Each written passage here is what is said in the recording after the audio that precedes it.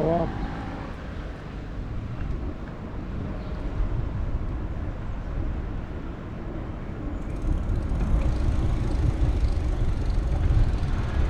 Dobar dan, izvinite, gdje je centar ovdje?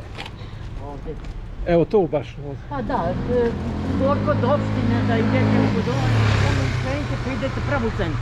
A to je znači još malo Gore, desno. Da. Hvala puno, izvinite. Gore možete doći, za to znaju. Aj, hvala puno.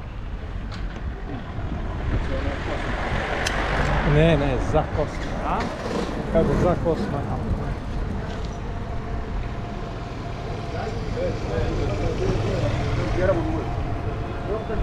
Znači ja sam ipak u pravu onaj Kosma. Nije to Kosma.